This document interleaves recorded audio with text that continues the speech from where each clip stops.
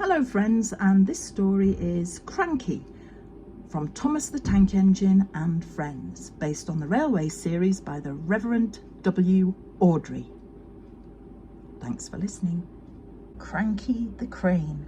He worked at the docks on the island of Sodor. He played tricks on the engines to get them into trouble, but one day Cranky needed the engine's help. Thomas and Percy liked working at the docks, so when the Fat Controller told them they would be working there for 2 weeks, they could hardly wait. But when they arrived at the docks, there was a new crane there called Cranky. Cranky was always moody, and he called Thomas and Percy useless little bugs. Rather rude. The 2 engines were very upset. They told Gordon and James about how rude Cranky had been. To their surprise, James and Gordon backed up Cranky. "He's so high up in the air," said James, "facing the wind, rain and sunshine, that it's no wonder he looks down and sees you as annoying little bugs." Thomas and Percy hoped Cranky would stop being so mean to them. The next day, Cranky played a trick on Thomas. He told him to move the trucks to the outer track. Thomas was surprised, but he did as he was told.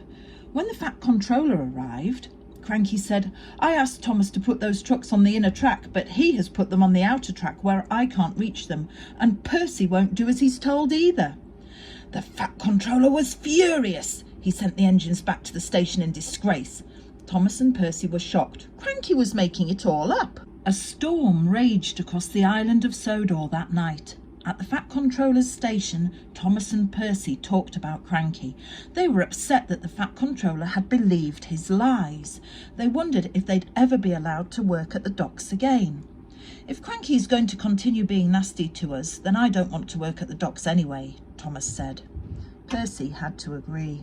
At the docks, the wind and rain was lashing down on Cranky.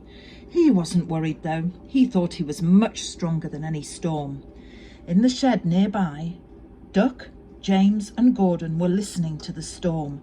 They thought they were safe there, but they were wrong. A huge steamer had got loose and it was heading straight for the docks. The steamer ran aground. It charged through the docks, crashing into the shed and knocking over Cranky. Duck, Gordon and James were trapped.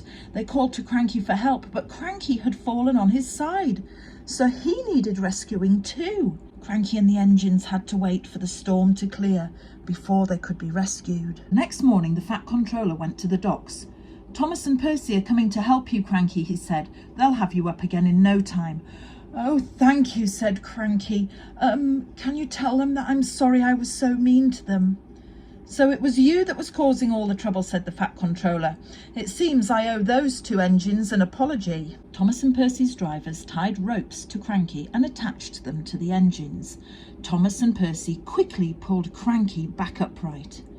Cranky was very glad to see the world the right way up again. He got straight to work, clearing away the rubble. Cranky moved the steamer back into the water and it was carefully tied in place. Then it was safe for him to pull the heavy rubble away from the shed, so the trapped engines could get out. Duck, Gordon and James were very grateful. They had not liked being stuck in the shed. They thanked Cranky for his help. Cranky told them Thomas and Percy had rescued him first. "I never thought I'd be rescued by a couple of..." Cranky was about to say bugs, but he stopped himself just in time.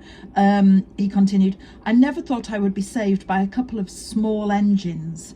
I'll try not to be rude to you again." Thomas and Percy smiled. They were just about to reply when Cranky said, "Now move out of the way, you mites. I need to get those trucks." "Pah!" said Percy. "Cranky wasn't polite for long. He's back to bugging us." Percy quickly moved up the track to get out of Cranky's way, but he had forgotten that his ropes were still attached to Cranky. "Wait!" cried Thomas, but he was too late. As Percy charged forwards, the ropes pulled taut and Cranky crashed back to the ground with a thump. Thomas and Percy had to pull Cranky up for a second time. Cranky felt very silly. Now Cranky works well with Thomas and Percy. He still looks down on them from his high perch in the sky, but he never calls them bugs or mites. After that stormy night, he knows they can be really useful engines. After all, they had rescued him twice. and if Cranky is ever knocked over again, he knows the little engines will quickly put him back in his place. And that's the end of another Thomas the Tank Engine story read by Lovely Place. So if you enjoyed this one, please like and subscribe to my channel, and I will read other stories from Thomas the Tank Engine and friends. Bye for now.